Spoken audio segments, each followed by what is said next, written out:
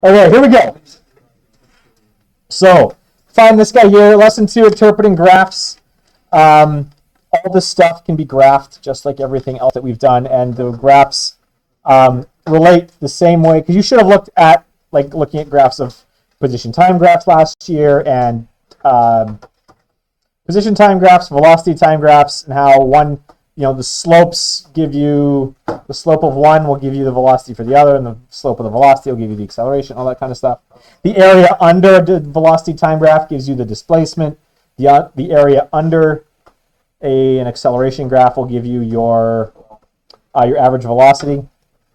So we're just going to do the same kind of thing, except we're going to use work force distance graphs and work time graphs, and we're going to see what we get. Those of you who are hands up, you're taking calculus right now. You've already seen how calculus relates the slopes of functions through derivatives. This week you all started integration. Has he talked about integration being equivalent to the area underneath the function? Has that happened yet? I haven't seen the video. Okay, well that's going to happen. That's tomorrow. I'm a day ahead. So, yeah, we're going to look at a little bit of that today. I'll give you a brief introduction to how integration applies to this. Those of you who aren't taking calculus, don't freak out. But you're going to take calculus eventually, and so, you'll get there. Anyone who's taking science at university has to. So, here we go. So, if you studied springs in Physics 11, which if you had Morrison, you all did, you may recall that the force to stretch a spring increases as the spring is stretched. That makes looking at something like work as you stretch a spring difficult, because there is no one constant force. Or if you've ever built a trampoline, if you've ever had the misfortune of putting together a trampoline, you know that those springs get harder to pull the longer they get, and it's just an awful experience. So our standard equations for work equals force times distance, don't work. We have to look at it a different way. So we've got an unstretched spring and a stretched spring, and the force increases as it extends through this value k, the spring constant. Hopefully we have a vague remembering of this. We graphed this.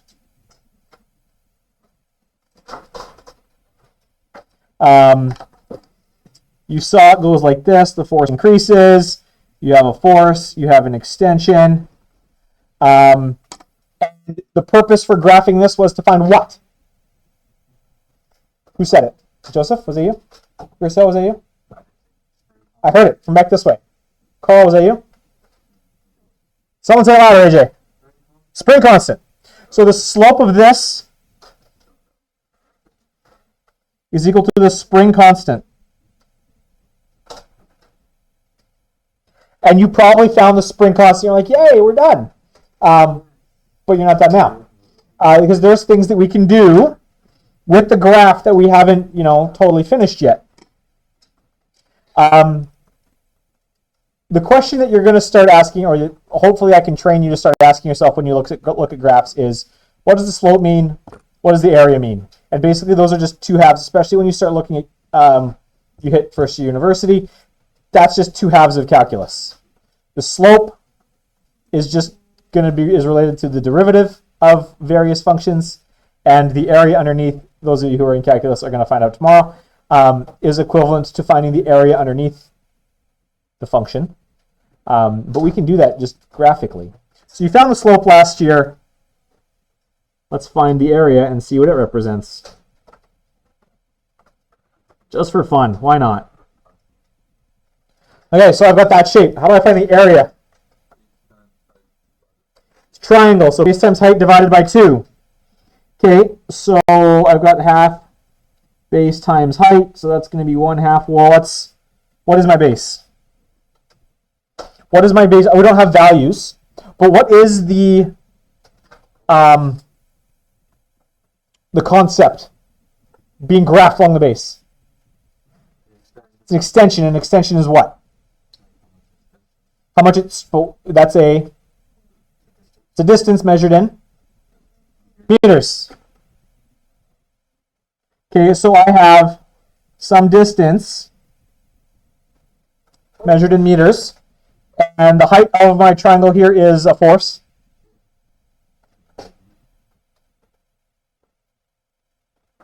Measured in newtons. What's the force times the distance? It's work. It's Newton meters. It's work.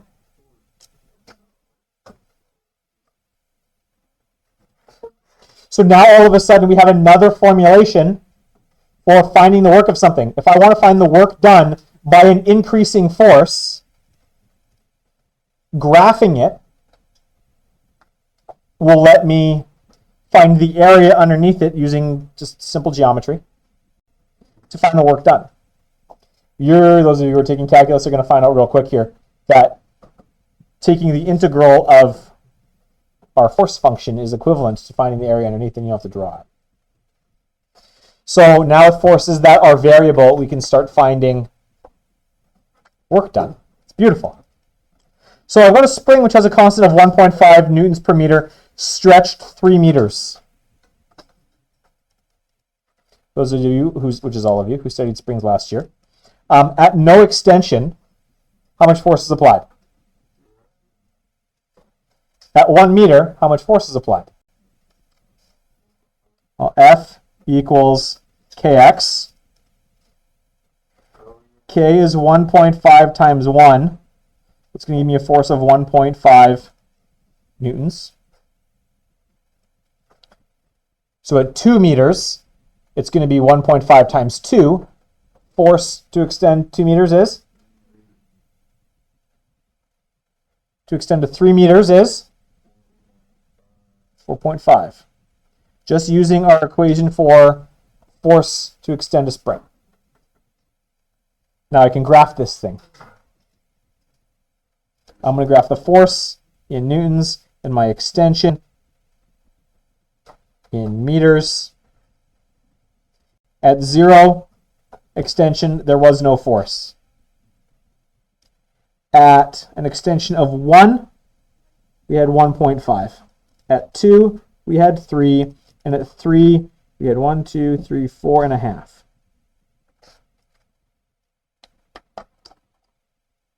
So I bet some looks like this.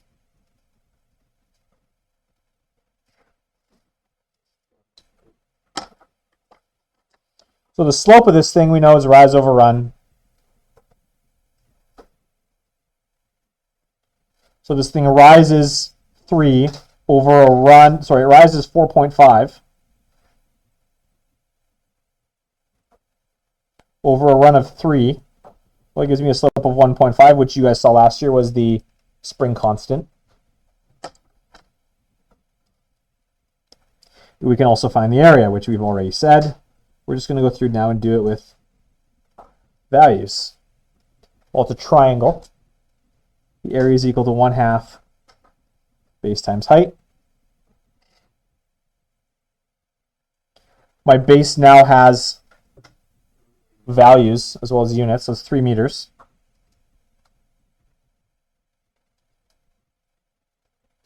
My height, 4.5, because the force upwards is 4.5 newtons, and I'm putting the units in here just to drive the point home. Half base times height, what's the value there? So it's 6.75, and I can multiply those units together. Newton meters. That's a force, that's a distance. When I multiply them together, I get work. Fantastically useful for a changing force.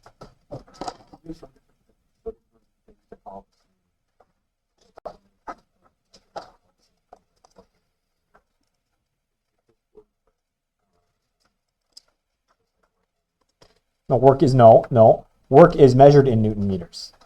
The concept has a unit.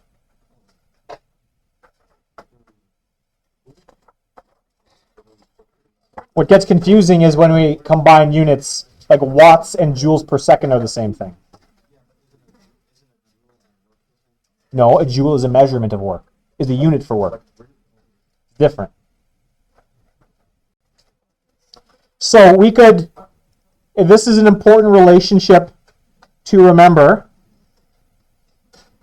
This is the kind of thing that's not on your formula sheet. that I am not going to add to the front of a formula sheet, but that might be useful to add to the back of a formula sheet somewhere in here. Work is equal to the area under a force distance graph. That's the kind of thing I would toss on a formula sheet on the back.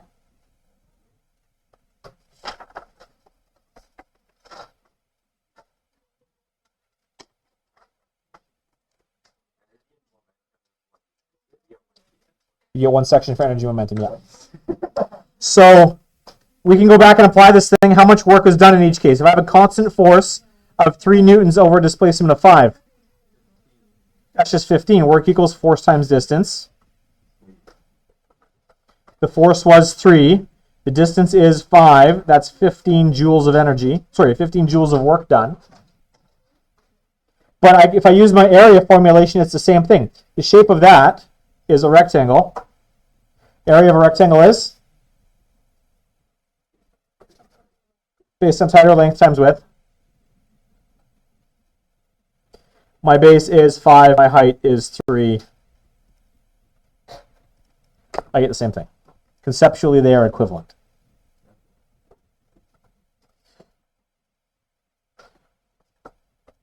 So we've already done something that looks like this. My work equals the area. That's going to be half base times height. My base is 2, my height is 10. And half of that, my work is going to be 10 joules, or Newton meters. If you've ever played with a slinky, you might see something that looks like this. Well, I mean, unless you graphed the slinky when you were a kid, which is unlikely. But springs go plastic eventually. Means they lose their ability to bounce back. So you can continue to stretch it, but you don't have to increase your force once a spring has given up. Is effectively what it means when this thing goes plastic. So you get a graph that looks like this. I can extend my spring. My spring fights, gives up, and now but that same 4 Newton force, I can continue to extend it, but my force isn't increasing because I've broken the spring. So you get a graph that looks like this. So how much work will it take to extend a spring that goes plastic part of the way through? Yeah, you graph it. Work is equal to the area. I've got 2 shapes here. I've got a triangle, which is all dark, so you can't really see me coloring it in green. So it's going to be my area of the triangle plus my area of the square. My triangle is half base times height. So base times height is 4 times 2. Half of that is 4. I've got a square, well, which is a rectangle. Height is 4. My base is 2. 4 times 2 is 8. So the work to stretch a spring past its breaking point, a certain distance, is just going to be 12 Newton meters based on the graph. Yes, those are equivalent. And I'm going to go back. I'm just going to exchange them back and forth just on a whim because I want you to be comfortable with both. You got to recognize what those mean. Or you get something that looks like that. This is your first introduction to what a graph is going to look like for potential energy for an object in orbit. It's coming. You might get a function that looks like this. It's curved. I want to find the area. How do you find the area under a curved graph? What you could do, you could use the buttons, but I mean we can only take graphs of shapes that we know, right? Like, sorry, we only find area for nice shapes. Squares, rectangles, triangles. So what we're going to do here is we're just going to make a whole bunch of really thin rectangles, and then we're going to take the limit of the rectangle until it's infinitely thin. And I'm just going to sum up all of those infinitely thin rectangles. Calculus students, that is the definition of an integral. Students who aren't in calculus, in a year, you're going to learn that that's, or maybe 6 months, no, a year, because you'll do it in the winter. That is the definition of integral calculus. That is the application of it. That's the reason it exists. We don't have that, so we can start to approximate it using shapes that we do. We can say, well, that's basically just kind of a bigger rectangle. They tell you the area is 120 joules. We can take a look. That's kind of a triangle stacked on top of a rectangle. They tell us that the area of that's 40 joules. And they're not giving you values, but they're giving us the area values. And then this little sliver in here, that's basically just a really long rectangle with a really short triangle on it. They're telling us that's 80 joules. This function, that's linear. This is just anecdotal. I'm not going to test you on this. This graph means that our force is proportional to an inverse square. It's basically inverse square, that's gravity. Force of gravity is gmm over r squared. A force that's changing due to an r squared in the denominator. Looks like this. An example of that's just where we're going in the next chapter, gmm over r squared. Finding the force to move it, finding the work to move an object in a gravitational field is going to create a graph that looks like that. It should. Morrison should have had introduced this to you. We're just going to take it further. Well, work is just the area under that curve. So work is the integral of my force function as I increase it. I'm not going to make you do that. Those of you who aren't in calculus right now aren't in calculus for a very good reason, because you didn't want to do that to yourself. So I'm not going to make you do that to yourself, but I do want to show you that this exists, and it's really cool because calculus is awesome. Cool? Comments, questions, concerns? I am. You're concerned? Yeah, I am. Okay. No, but it's okay. This is that is concerning to me though. Joseph, you said you don't know what's going on. Where are you concerned? like I do, basically, like, isn't there like guesstimation? Here there's guesstimation. Yeah. Here there is none. No. What we're going to do, but the idea here is I do want to show you, there's guesstimation. You can get pretty good with your estimate. I don't want to, like, for so much of your academic career, you've been shown things. I do it in Science 9 and Science 10 all the time. When you, like, the Bohr model of an atom is trash, but it's useful. Is that the way the world works? No. And so I teach that stuff. I show my students what the orbital models actually look like and the quantum mechanics behind it all. I introduce it to them. I say, this is we show you this now. This is where it's going. Here's how they connect. This is why this is useful. This is what's better. This is the same thing I'm trying to do with you guys here. Especially since a third of you are going to see this tomorrow, apparently. I have to make those connections. I'm not going to require that my Physics 12s do this, but I want to show you that that's what's coming. That means it's an integral. That is the mathematical notation for integration. It's a function that you apply to functions. It's an operator that you apply to functions. It's an operator is the term for that. I have like a symbol. I'm like, what is it? We are going to skip page 150. Yeah, we're not going to do the next. Oh, no, maybe we should. Should we do it? We still got like 45.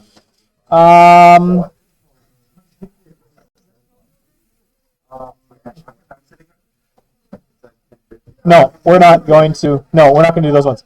I want you to flip ahead. I'm not going to make you analyze those graphs.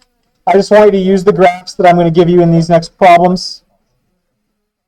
So see, like that lesson was so short. We've only been going for like 10 minutes.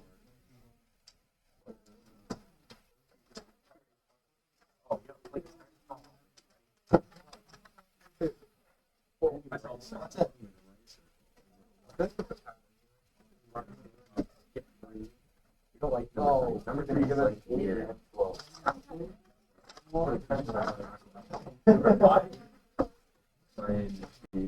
Numbers, I hate it.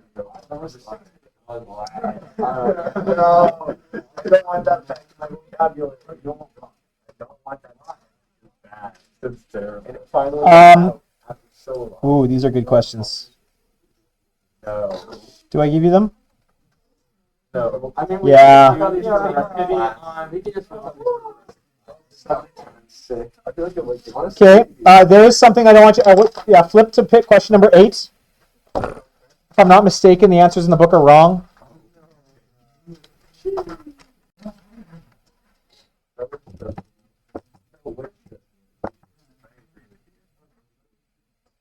Question 8A, 9.69, 96.9, and 14.5.